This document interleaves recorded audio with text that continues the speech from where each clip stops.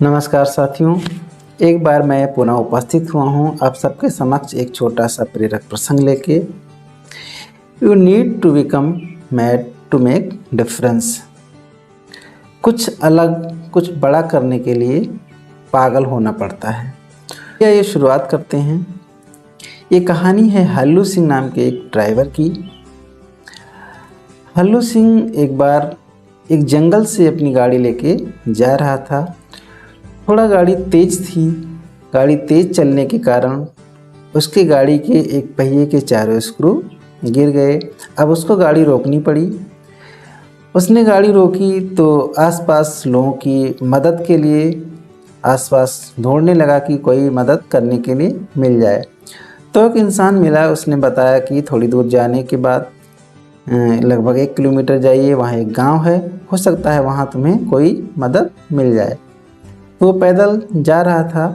तो उस गांव के पहले एक पागल खाना पड़ता था।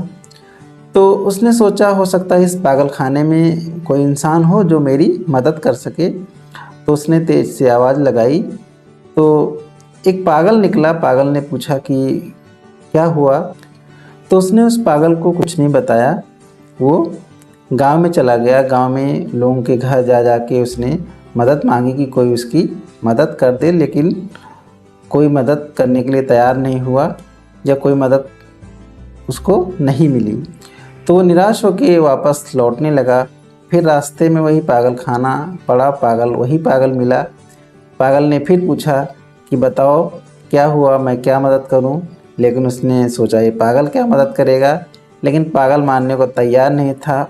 उसने पैर पकड़ लिए और कहा कि अब मैं तब तक नहीं छोड़ूंगा जब तक तुम बताओगे नहीं क्या हुआ है।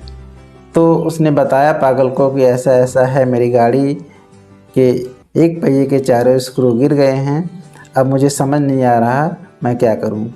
तो पागल ने कहा बस इतनी छोटी सी बात, तुम्हारी गाड़ी में 3 पहिए तो लगे हैं, तीनों पहियों को के जो है एक एक स्क्रू निकालो और जो चौथा टायर है उसको टाइट कर दो। इतना सा कहना क्या था, ड्राइवर तो एकदम चौंक गया कि अरे समस्या तो इतनी छोटी थी और मैं उसके लिए इतना परेशान था। तो उसने पागल से कहा कि समस्या इतनी छोटी सी और तुमने इतनी आसानी से उसका हल बता दिया। पागल ने कहा कि समस्या चाहे जितनी बड़ी हो, उसको हल करने के लिए पागल बनना पड़ता है। तो इस कहानी का मतलब यही है कि आप किसी भी काम को अगर पूरे मन से अगर आप करोगे, इसका मतलब उस काम को करने के लिए पागल हो जाओगे, तो अवश्य जो है वो काम आपका पूरा होगा। तो इस कहानी में इतना ही।